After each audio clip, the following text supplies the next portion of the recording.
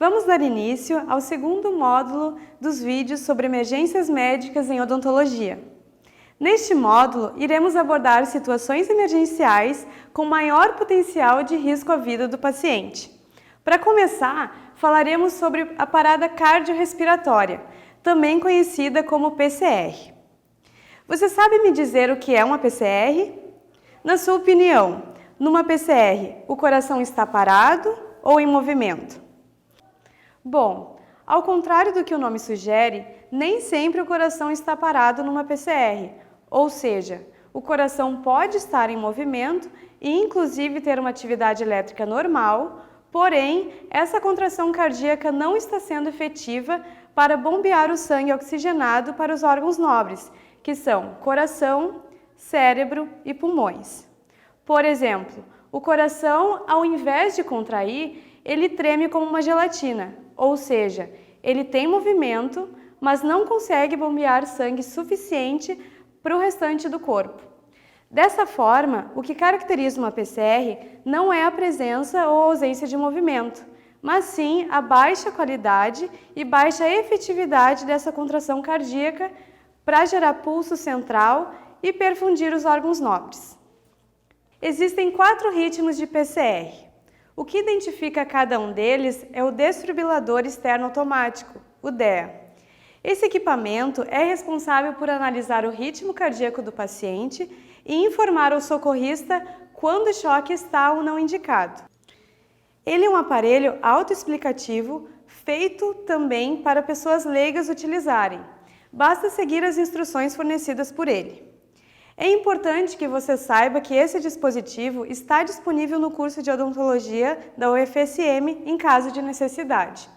Veremos a seguir um vídeo demonstrativo de como este equipamento é utilizado.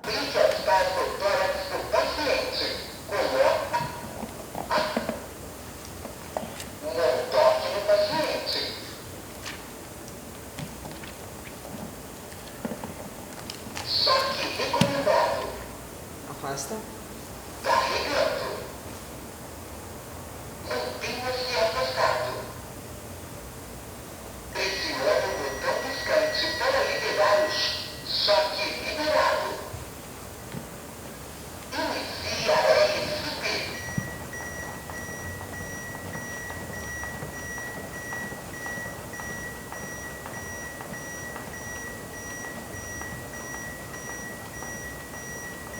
Aí. Felizmente, estudos mostram que a frequência de ocorrência de uma PCR no consultório odontológico é extremamente baixa. Mas nós esquecemos que a PCR não ocorre somente por si só. Por exemplo, infarto, hemorragia e a falta de oxigênio podem levar a uma PCR. Lembrando que dentistas lidam com materiais na cavidade oral que podem levar a um engasgo e causar a falta de oxigênio. Até mesmo o desmaio pode levar a uma PCR, dependendo da gravidade e do modo como nós lidamos com o paciente no momento para restabelecer a consciência. Por isso, o cirurgião dentista tem a obrigação de identificar uma PCR em seu ambiente de trabalho, mesmo que ela não seja tão comum, porque quando isso ocorre, as chances do paciente ir a óbito são bem maiores se ele não for socorrido da maneira correta. Agora que você já sabe o que é uma parada cardiorrespiratória ou PCR, vamos falar sobre a técnica de salvamento específica para este caso. Esta técnica se chama ressuscitação cardiopulmonar, ou RCP, e pode ser realizada em adultos, crianças e recém-nascidos. Esta técnica de salvamento possui determinadas características que devem ser seguidas de acordo com a faixa etária do paciente. Primeiramente, vamos nos situar sobre o momento que você deve dar início à ressuscitação cardiopulmonar. Você se lembra que primeiramente devemos realizar a avaliação inicial do local e do paciente, certo? Então, você já verificou que o local está seguro para você intervir e você já verificou também que o paciente está inconsciente, que não tem pulso e não está respirando e que, portanto, está diante de uma parada cardiorrespiratória. O que faremos a partir de agora? Começaremos a RCP, ressuscitação cardiopulmonar. Digamos que você está diante de um paciente adulto. Esta técnica deve ser feita de que forma? Primeiro, iremos posicionar o paciente em uma superfície firme. E aí surge uma questão muito importante. Deixamos o paciente na cadeira odontológica ou deitamos o paciente no chão? Você deve avaliar a situação para definir isso. Se existe alguém treinado no consultório para te ajudar a mover o paciente para o chão sem perder muito tempo, é preferível que você faça isso. Mas, se o paciente é muito obeso, por exemplo, ou você não tem nenhum auxiliar treinado para te ajudar rapidamente ou espaço suficiente no consultório para intervir corretamente, você pode deixar o paciente na cadeira odontológica. Então, após posicionarmos a vítima, iremos colocar a região hipotenar de uma das mãos no centro do externo do paciente e a outra mão por cima da mão já posicionada, entrelaçando os dedos desta forma. Isso permite que os dedos fiquem estendidos para cima, concentrando a força apenas no local desejado. Os cotovelos do socorrista devem estar travados e os ombros no ângulo de 90 graus com a vítima. Quando as mãos estiverem adequadamente posicionadas, damos início às compressões que devem ter uma profundidade de 5 a 6 centímetros e frequência de 100 a 120 compressões por minuto. Realizamos então um total de 30 compressões e após isso 2 ventilações. Mas como iremos realizar as ventilações? Primeiro, abrimos a via aérea do paciente, inclinando totalmente a cabeça dele para trás. E aqui entramos num ponto extremamente importante. Para as ventilações, preconizamos o uso da Pocket Mask ou AMBU, porque esses dispositivos contêm uma válvula que impede a contaminação do profissional por secreções do paciente. Para utilizar esse equipamento, você deve segurar a parte da máscara numa posição de C e E, ou seja, com os dedos indicador e polegar, você apoia na válvula da máscara e com o restante dos dedos, você apoia na parte óssea da mandíbula, inclinando a cabeça para trás para abrir a via aérea. E atenção! Jamais apoie o restante dos dedos nos tecidos moles do assoalho oral, porque isso pode fechar a via aérea e complicar a passagem de ar até os pulmões. Se você não tiver nenhum auxiliar para te ajudar na RCP, opte pelo uso da Pocket Mask e não do AMBU. Nesse caso, você irá segurar o dispositivo da mesma maneira, mas ao invés de apertar a bolsa, você irá assoprar na máscara. Mas digamos que você esteja diante de uma parada cardiorrespiratória de um paciente pediátrico. O que você faria?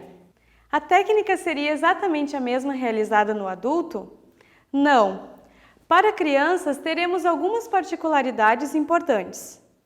Nestes casos, você também faz a avaliação inicial para verificar se o local está seguro e avalia a consciência, presença de pulso e respiração. Após você ter feito isso e ter chegado ao diagnóstico de uma parada cardiorrespiratória, você irá começar a técnica de ressuscitação cardiopulmonar imediatamente. O posicionamento do paciente é o mesmo que o de adulto, mas atenção nesse ponto importantíssimo. Para crianças, as compressões são realizadas com apenas uma mão. Você posiciona apenas a parte hipotenar de uma das mãos no centro do externo da criança, inclinando os dedos para cima. A outra mão livre pode ser posicionada na testa da criança para auxiliar na inclinação da cabeça para trás, abrindo a via aérea. Os cotovelos do profissional devem estar travados e os ombros dele no ângulo de 90 graus com a vítima. Depois de ter posicionado as mãos, o socorrista pode dar início às compressões. Elas devem ser um pouco menos profundas, cerca de 4 centímetros mais ou menos, e ter uma frequência de 100 a 120 por minuto. Realize 30 compressões e então 2 ventilações. E preste bem atenção sobre estes 3 pontos cruciais sobre as ventilações em crianças. Número 1. Não incline demais a cabeça da criança para trás ao abrir a via aérea, porque isso, na verdade, vai prejudicar a passagem de ar para os pulmões. Isso acontece porque, com a hiperextensão do pescoço na criança, faz com que a cartilagem tireoide se deforme, gerando uma constrição da via aérea. Para evitar isso, podemos colocar um apoio na região cervical da criança desta forma, deixando a cabeça numa posição mais neutra.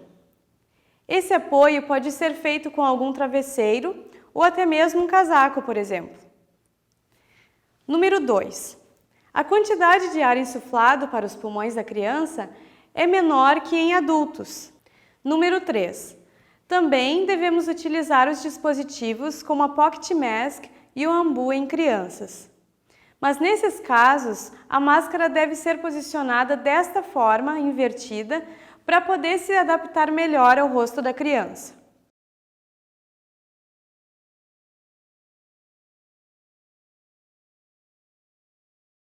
Antes de passarmos para os próximos tópicos, vamos esclarecer algumas dúvidas. Provavelmente você deve estar se perguntando: como vou saber que as compressões e ventilações que eu estou realizando estão sendo eficazes? Bom, a resposta é muito simples. As compressões devem ser fortes e rápidas e devem respeitar um ritmo certo que já foi demonstrado antes. Já para saber se as ventilações estão sendo eficazes, você precisa observar a elevação do tórax. Assim que o tórax elevar, pare imediatamente de ventilar o paciente, porque se ventilarmos demais, podemos causar uma distensão pulmonar. E por último, se você observar que é a região do estômago do paciente que está elevando e não o tórax, significa que o ar está indo para o estômago e não para os pulmões. Neste caso, você deve corrigir a inclinação da cabeça do paciente e tentar ventilar de novo. Se não tiver sucesso, volte imediatamente para as compressões e continue o processo. Vamos falar agora sobre a parada respiratória. Você deve lembrar que nesses casos os pacientes têm pulso, podem ou não estar conscientes, mas não estão respirando. O que iremos fazer nestes casos? Se o paciente não está consciente, tem pulso e não suspeitamos de engasgo, vamos realizar ventilações de resgate. Essa técnica de salvamento consiste basicamente em abrir a via aérea do paciente, inclinando a cabeça dele para trás, e realizar ventilações da seguinte forma. Para adultos, vamos realizar uma ventilação a cada 5 segundos. 1001, 1002, 1003, 1004, 1005. Para crianças, vamos realizar uma ventilação a cada 3 segundos. E não esqueça daqueles pontos importantes que já conversamos a respeito. E chegamos ao último tópico do módulo 2. Falaremos agora sobre a obstrução da via aérea por corpo estranho, ou OVACE. Você sabia que a OVACE pode ser parcial ou total? Mas como vou saber se estou diante de uma obstrução parcial ou total? Vamos observar os sinais que o paciente está vivenciando. Quando há obstrução parcial, notamos que o paciente está tossindo muito e ainda consegue emitir som de voz. Nestes casos, devemos apenas incentivar a tosse. Mas, quando há uma obstrução total, iremos notar que o paciente irá fazer o sinal universal de engasgo com as mãos no pescoço, que não consegue falar, tossir e respirar. Nesses casos, vamos realizar a manobra de Heimlich. Para realizar essa técnica de salvamento, devemos primeiro nos posicionar atrás do paciente com uma das pernas entre as pernas da vítima. Isso irá te auxiliar para colocar o paciente no chão caso ele perca a consciência. Depois, abaixamos as mãos do paciente, localizamos o umbigo, fechamos uma das nossas mãos e posicionamos um pouco acima da cicatriz umbilical. Então, aplicamos golpes abdominais fortes de baixo para cima, como se fosse um J, até o paciente desengasgar ou ficar inconsciente. Caso o paciente desengasgar, cheque os sinais vitais e acompanhe o paciente até ele se restabelecer. Mas, se ele ficar inconsciente, posicione ele no chão, chame por socorro especializado e comece a ressuscitação cardiopulmonar imediatamente. Mas atenção! Nos casos de perda de consciência por engasgo, sempre verifique se o objeto está visível antes de realizar as ventilações e somente tente pegar o objeto se ele estiver visível. Se você não conseguir ver o objeto, continue as ventilações e as contrações. Repita o processo até a chegada do socorro ou do desfibrilador externo automático, o DEA. E chegamos ao fim do nosso segundo módulo. Espero que você esteja se sentindo mais preparado para lidar com situações emergenciais na sua vida profissional e pessoal. No próximo módulo, falaremos sobre as emergências médicas mais comuns que ocorrem no consultório do dentista. Você sabe me dizer quais são elas? Isso você irá conferir no próximo módulo. Então vamos lá!